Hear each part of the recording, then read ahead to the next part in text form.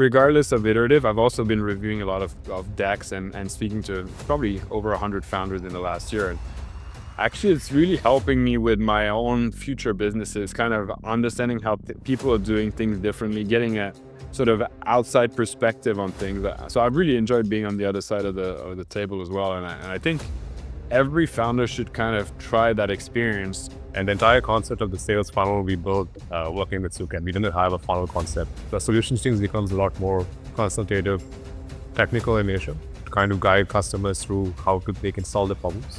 Because in our industry, it's not yet, even though automation, robotics is very popular, the application of it is still not clear-cut. People are still discovering.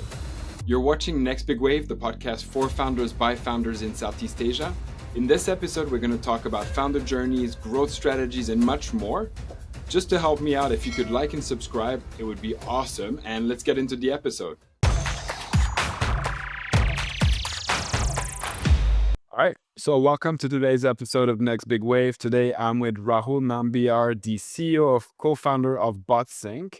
Rahul, welcome to the show. It's been a long time coming. We're both from Iterative, so, we have a bit of history together, but definitely been trying to get you on the show for the longest time. You're a busy guy, and I can't wait to get into what you've been up to. Welcome to the show.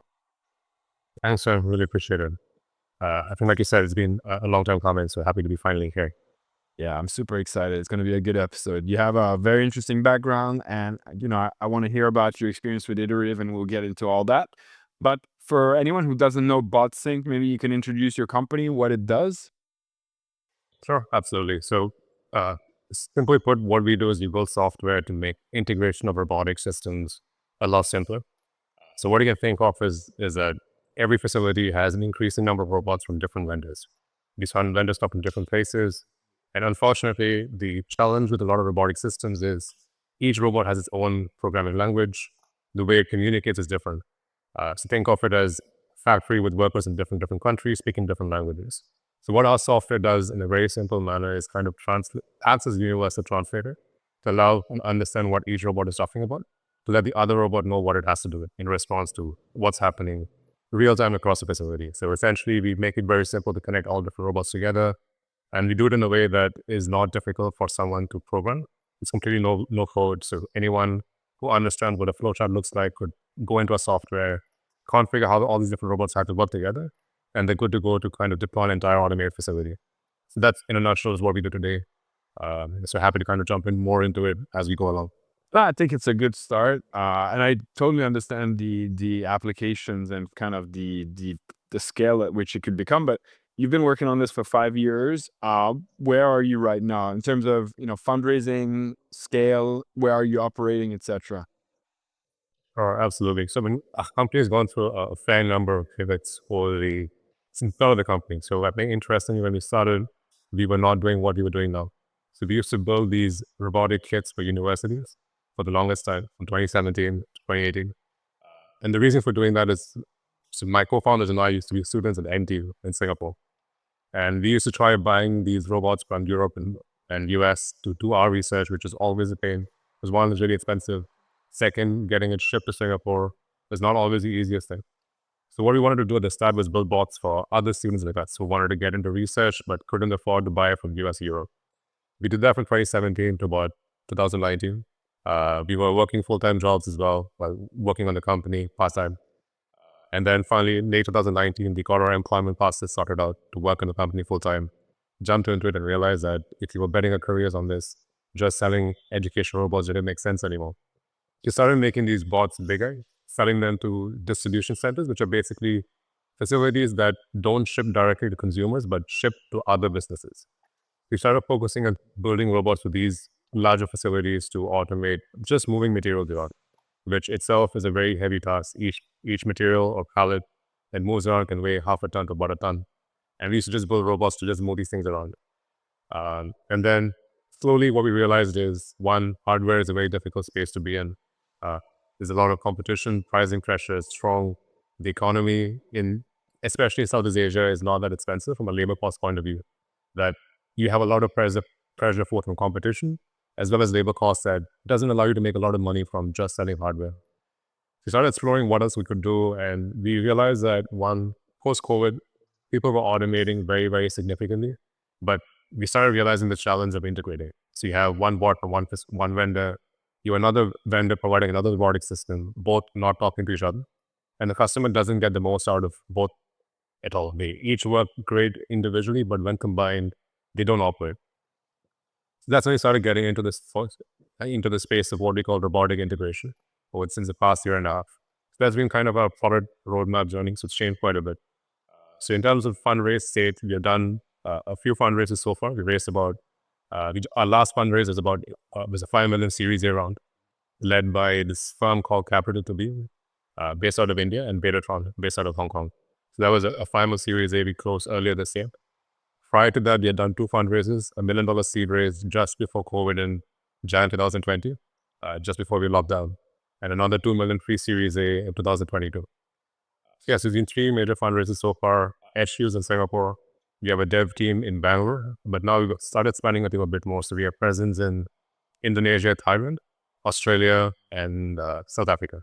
So that's been like the places we've been slowly expanding to with our customers as they've been expanding what we've been doing with them. Cool. And so was Iterative part of your seed round then? Part of the pre-series A round. Just part after of the seed round. pre-series. Cool. Yeah. Cool. So I kind of want to talk about your experience at Iterative because I don't get that many founders who've been through the program. I personally, I'm a big fan. I was in their first cohort. I'm actually right now pitching to them my next idea. So I'm hoping to be a repeat founder at Iterative, but would love to get your insights on the program because a lot of the people who listen to this show are either, thinking about going into it or considering all the different options in the region. And so I'd love to give a perspective of a founder who went through it, what they got out of it, would they recommend it, and all that good stuff.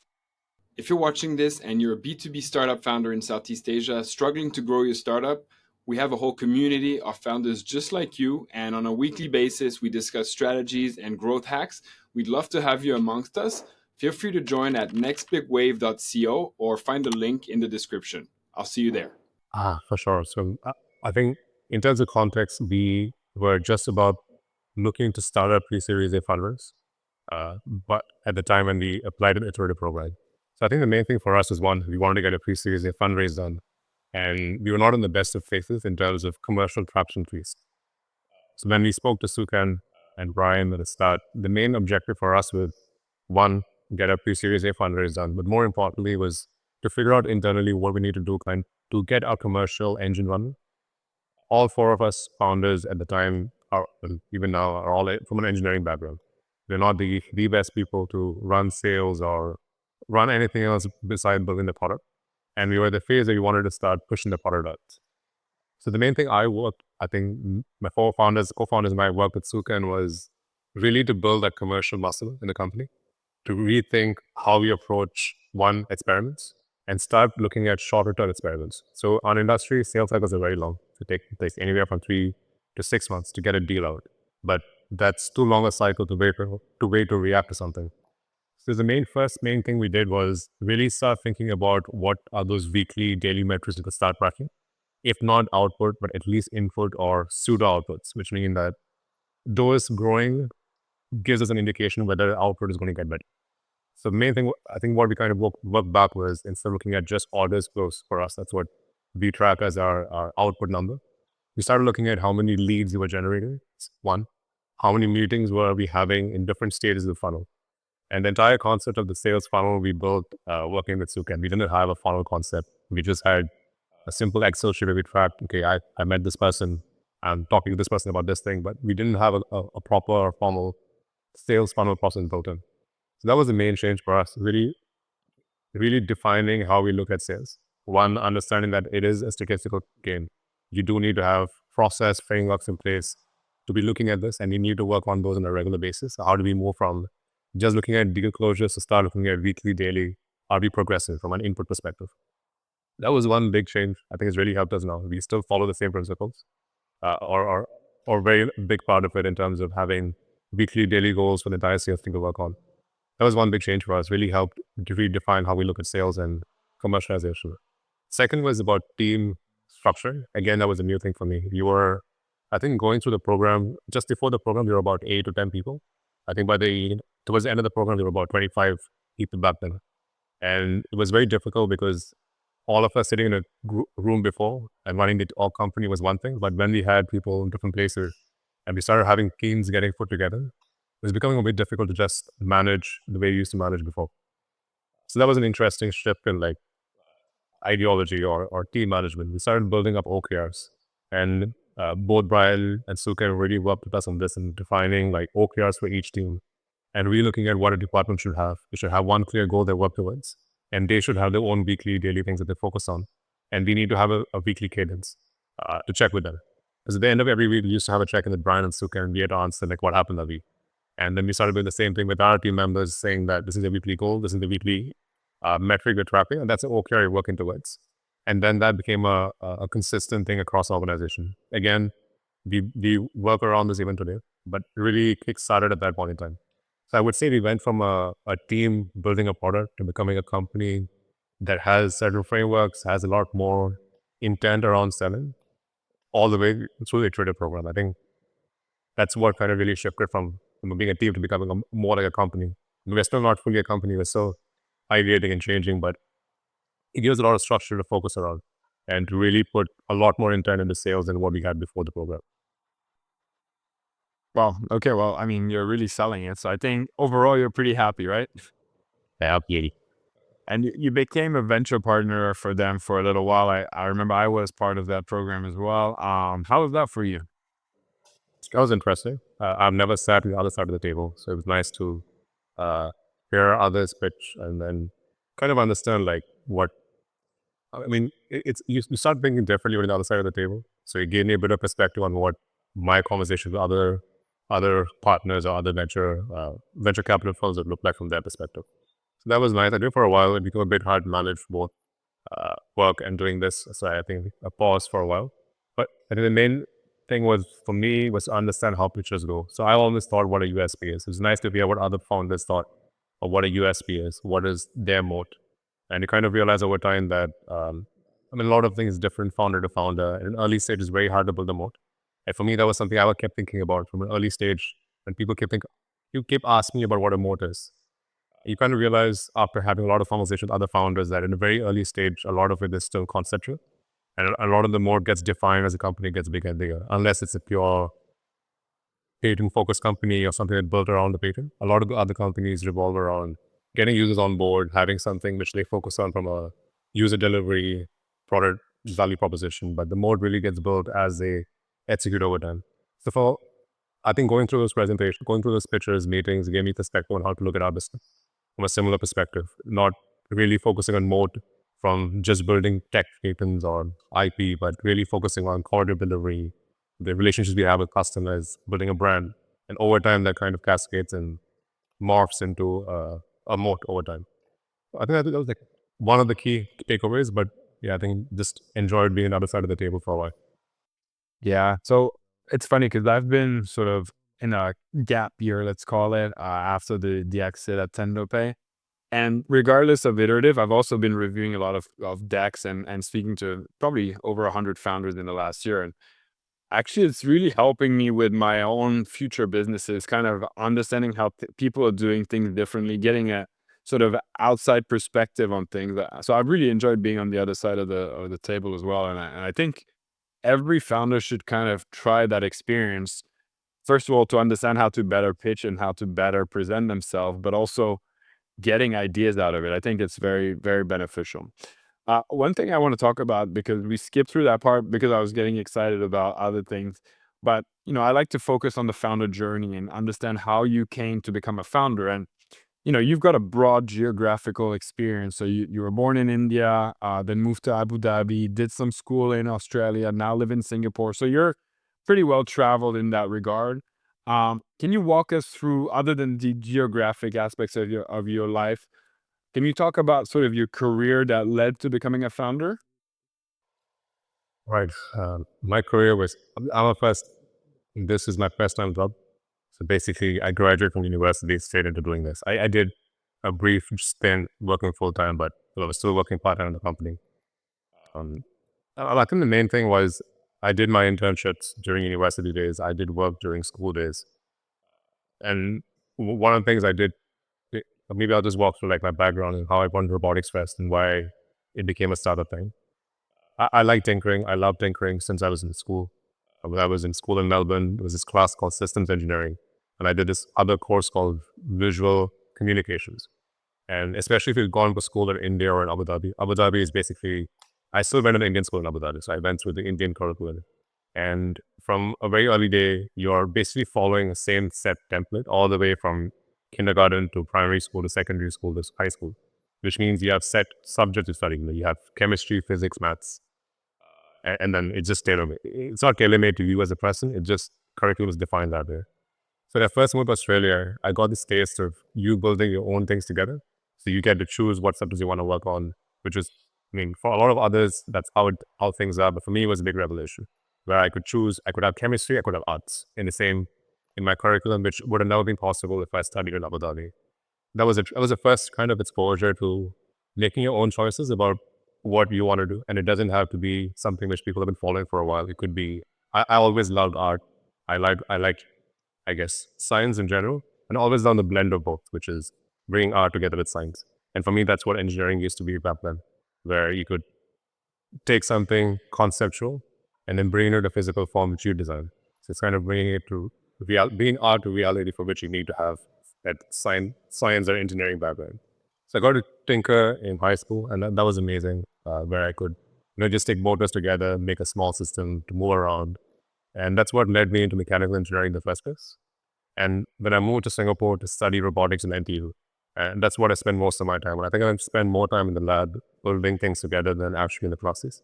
And that was amazing. So when I think we went through university, I did my stint of doing an internship in a traditional corporate. What I felt I did not get the freedom of is to actually tinker.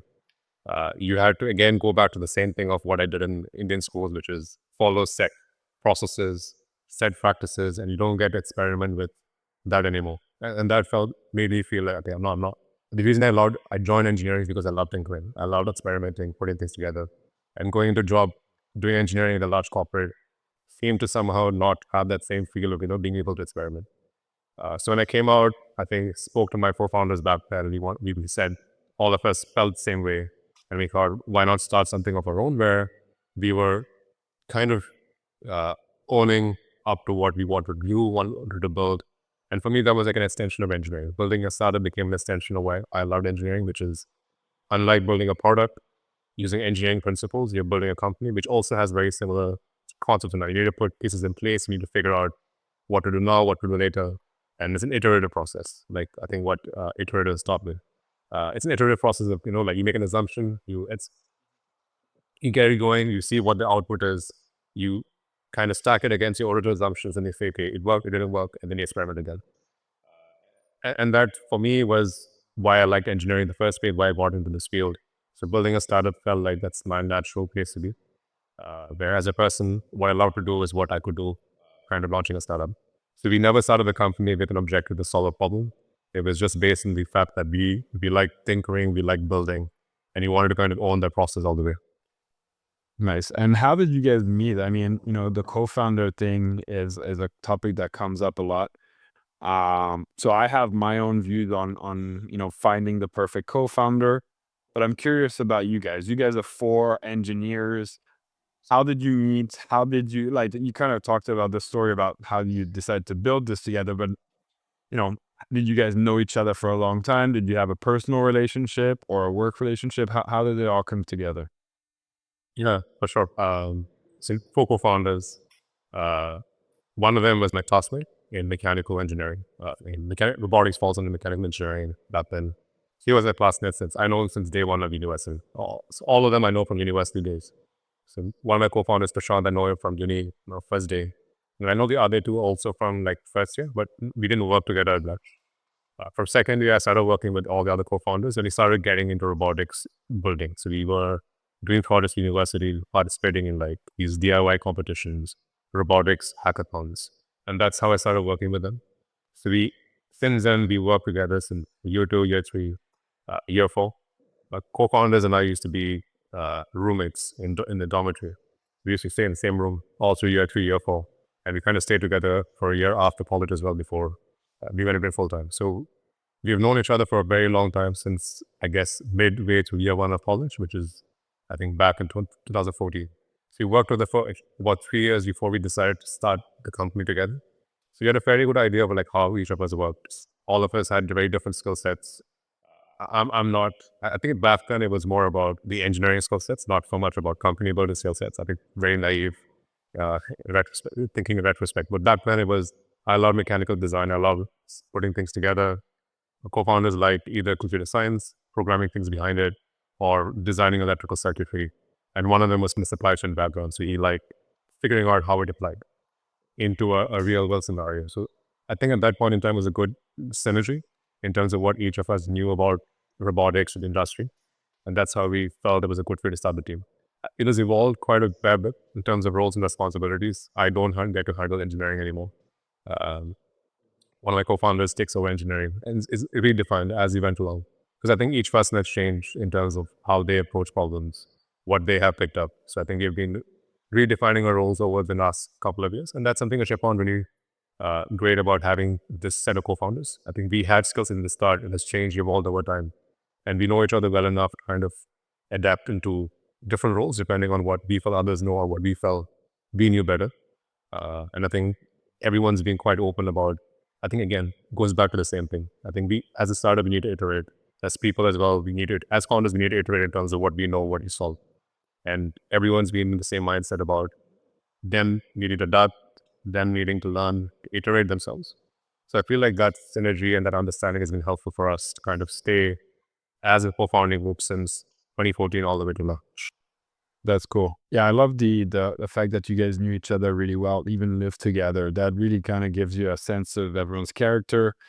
You've seen them at their worst and at their best, so you kind of know how to deal with each other. And I think that's key for co-founders. You've already gone past the dating and the honeymoon phase. You guys are solid, you know.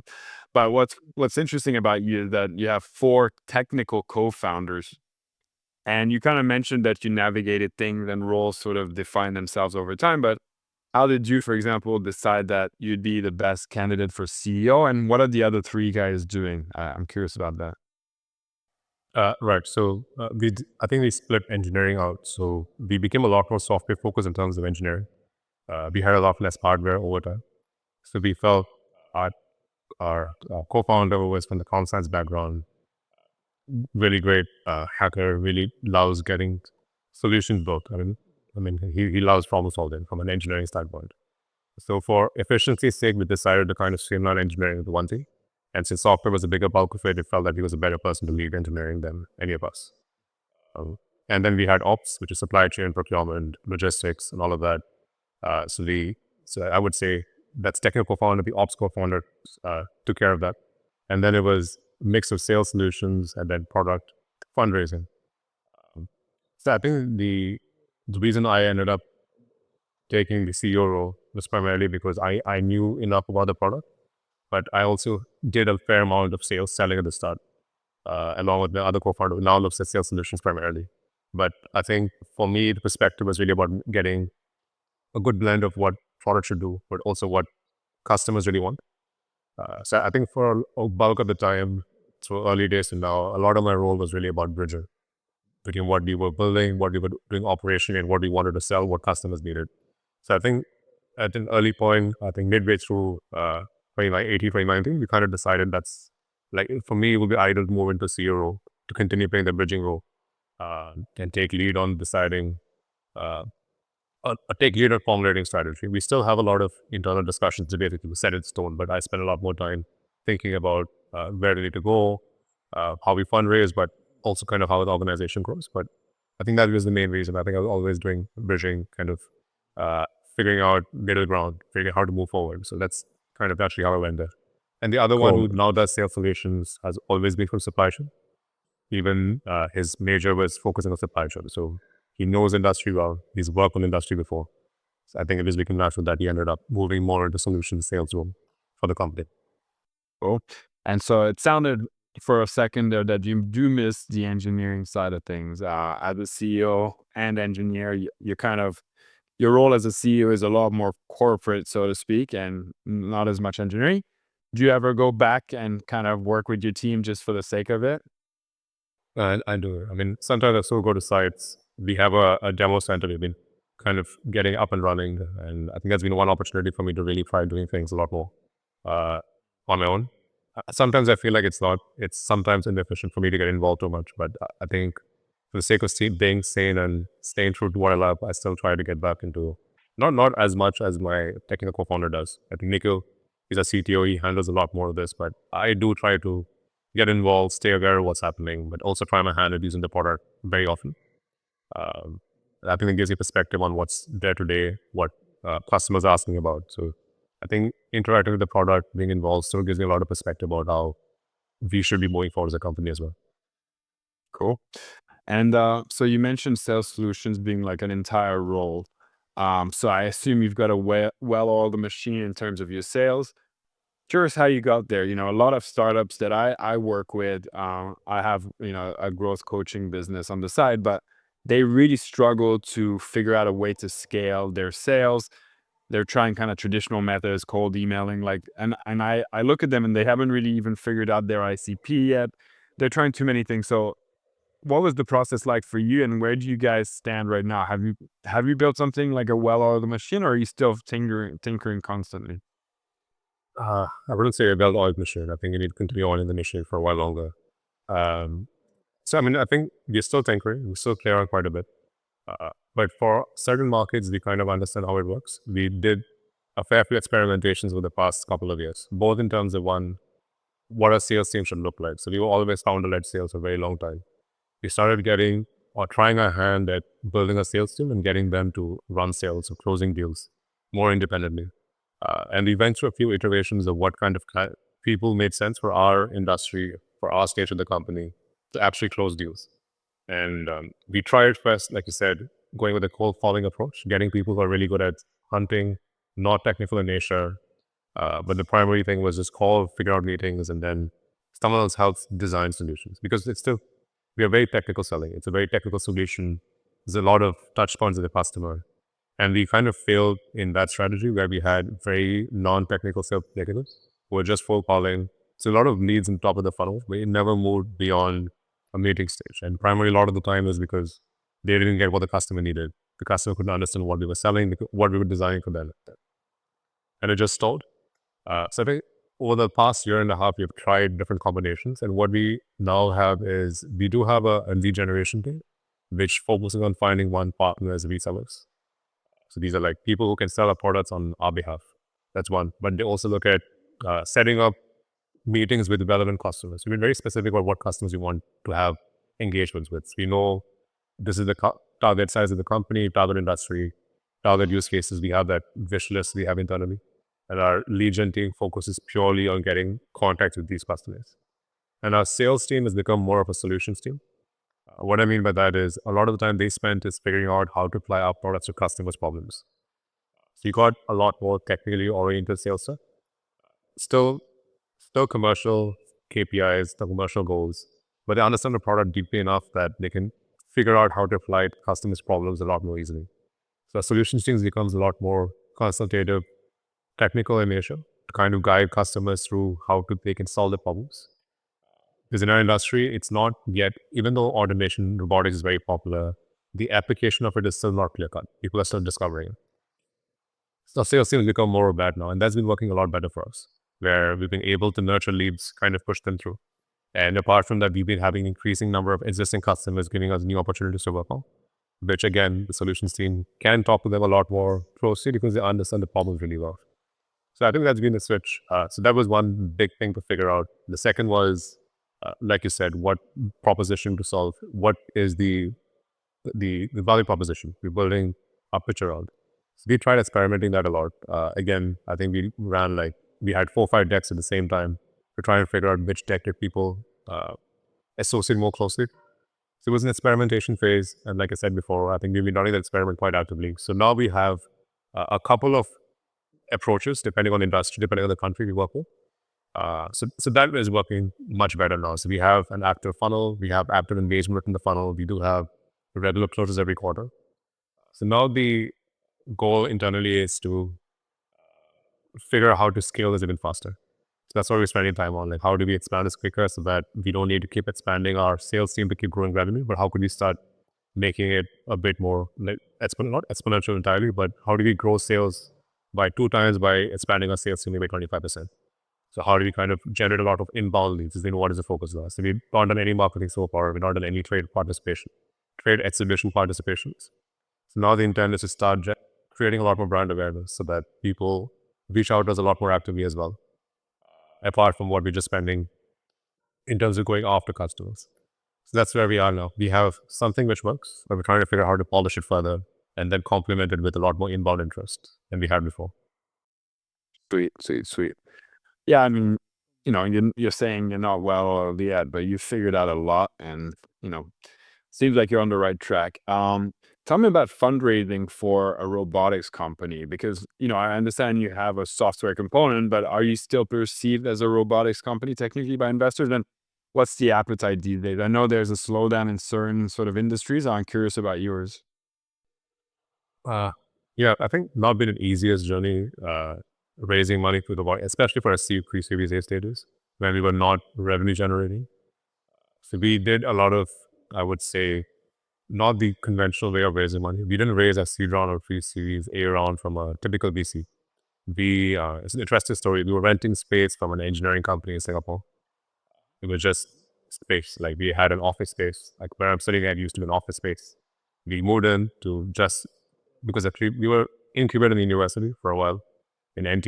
We had to move out because we're nearing the end of our engagement period with the university. We looking for space, ended up finding the space. And the company which owned the building ended up investing in leading a series C round. And I think it was more, I would say, more luck than anything else. But I think it just happened at the time they were looking at diversifying their revenue streams. And they were looking for companies they could partner with to bring something which didn't have. So they used to do projects for like the government. They were a crane distributor. They make cranes that go on back and trucks. So we ended up being there at the right time, I guess. Luckily, fortunately enough. And they led a seed round. And we, again, we were fortunate to get matching from the Singapore government seeds capital team. So we got them to do a 1:1 co-investment. That became a seed round. And they, again, led our pre-Series A round. So I think that was a really good thing for us, where they came in, they anchored both the seed and pre-Series A rounds, got us to a stage where we could start generating revenue, started having meaningful customers. I mean, now it's in a different scenario. We do have very large accounts. We work with enterprise customers, and they've been expanding with us. And that's been like a strong indicator for other firms to take a lot more interest in us. So from working with like small SMEs, we work with people like Nestle, Coke, fairly big enterprise names, and they've been comfortable enough working with us to give us repeat orders, expand scope, and the fact that the software is now kicking in to make us a lot more stickier with each enterprise. It's not just a hardware product, but it's a hardware product augmented with software that makes the process more efficient and becomes a lot more sticky for enterprises. So I think that coupled with the fact that we have been getting a lot more enterprise interest, that's made it a lot more attractive for firms to talk to us. So now I guess, finally interesting enough for like larger venture capital teams to talk to. But I think seed stage, pre-Series A stage, we didn't go to conventionally raising money. It just happened. I guess still looking back, we were just lucky to be the right place at that time and got them interested enough to invest the first $1 million check in us. Yeah, I mean, to be honest, every founder I've ever spoken to who's been successful has always quoted luck as a major factor in their success. And obviously, you make your own luck, right? You're not going to get lucky by sitting in your office and never exposing yourself or never putting yourself out there. But that exposure and those actions that you take, they definitely kind of attract luck. And we call it luck, but it's technically just being at the right place at the right time. But you have to be at those places to be there at the right time, right? Yeah, that's true. Cool. And so tell me about the founder journey. I mean, obviously, you're a first-time founder, pretty much straight out of school, which is not rare, but these days a lot more people are trying to get some experience first before they become a founder, etc. What have been some of the ups and downs of your experience? I mean, I think it's been like, let me just walk you through like how things started. I think when we started, even when we did a seed round, we didn't know what venture capital was. We had no idea that things existed. So I think it's gone through quite a lot of changes since then. And we're fortunate enough to have investors who've been patient. We have had advisors who've been quite helpful. But I think for all of us, I think even for all the co-founders, we really had to, we allowed engineering, I think like you said, we're all from technical background. I think right now, a lot of things have changed. They do a lot more strategic, tactical, the way we approach things. So we had to learn quite consistently. And for me, that maybe I can't share for all my co-founders. For me, what really helped is first I had friends from college who had done the typical, they've gone through corporates, they've gone through banks. And kind of learning through experiences of what they had has been very helpful for me to know what processes look like or how companies make decisions. And I've always tried to be a sponge from a very early point of starting the company, being like very open to hear feedback from everyone who would be bothered to share feedback about what they have experienced, what they think is the right process to happen. So I spent a lot of time talking to a lot of people in the early days. Founders, people who are working at startups, corporates, doesn't matter. My cousins, family, whoever was working somewhere, I was just kind of kicking their brain about what processes are, how do they solve problems.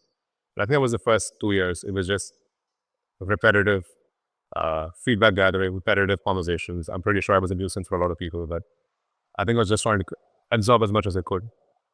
So I think that was the first 2 years. I think since then, it's been a lot of iteration. I felt that really helps me where I think this is something that I learned through Iterative, that you don't really know answers to everything. And as founders, you have a lot of variables all the time. And the only thing you can control is one, be conscious of what assumptions you make and what decisions you're making. And then be, again, very conscious of what the outcomes tend to happen.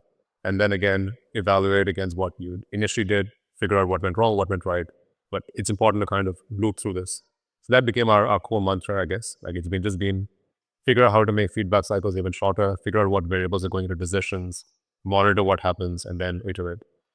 So that's been like what it has been. So I think from being an engineer, I've become a lot less technical minded. I've been a lot more, I handle finances, fundraising, etc. So been a lot more financial thinking about what does it mean to invest in this versus just being excited about something and investing into it. I've been a lot more conscious of the fact that I don't need to manage funds.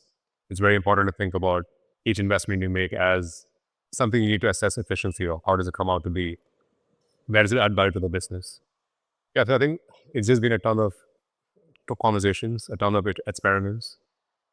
So I think there's been days where it felt like, this is it. There's no point trying to spiral. I think there was a point in 2020, just before our seed funders, where we had enough money. I think we didn't have enough money to pay our vendors at that point in time. So I think it was just back in December 2020 where I felt like, okay, this is it. I think great effort so far. But then the final documentation came through. When a seed fundraise, we had this situation even like late last year where before our Series A fundraise, we had a ton of money we had to pay out, but we didn't get collections of customers yet. So one thing I've learned was really, at the start, when something goes bad, you really get upset. You kind of think this is the end of the situation. But then over time, you kind of get numb to that ups and downs. You start, I don't know what the exact word for is, but you start getting normalized to the fact that things do turn bad, things do turn great, but it's important to kind of stay tuned, stay on the course. So I don't get overly excited when things go amazingly right. I don't get overly depressed when things go amazingly wrong. So I think I've become a lot more learned. So I've become a lot more calmer in this situation. So that's been the main change for me, at least. I think, like, correct me if I'm wrong, but as you've matured into this role, maybe you started planning a lot more. And through this planning, you know that whether it's up or down, that they just show up, follow the plan, and that will pan out. Is that kind of, am I right there? Yeah, for sure. I mean, as I think like you pointed out, when something goes wrong, something goes right, it's very normal to react emotionally to that situation. But then, like you pointed out, when you start thinking a lot more ahead, instead of moving from 1 day planning to 3 year planning to 3 month planning to year-long planning, you realize that small things, meaning it's great to celebrate small victories and to reflect on losses, but you can't use that as immediate emotional reaction to change plans unless it's solid evidence to make a change. So I think learning, still a work in progress, but learning how to manage that part of things a lot better. Cool. Yeah, good stuff, man. Like, I really enjoyed this conversation. I think, like, this is going to be one of the most packed or densely packed information sessions for anyone listening out there. So I'm super excited to get the feedback. Before we wrap up, is there something or someone you'd like to shout out to? Everyone who has been involved with us so far, I think from our first interns to our first investors, advisors, I think everyone has been part of the journey, has really shaped in terms of how we come so far and how the company has grown. So I think shout out to all of them who's been involved so far. Awesome. Cool. Well, Rahul, thank you so much for jumping on. I'm so glad we finally made it happen. And that's the podcast. All right. Thanks, Tim. We really enjoyed it.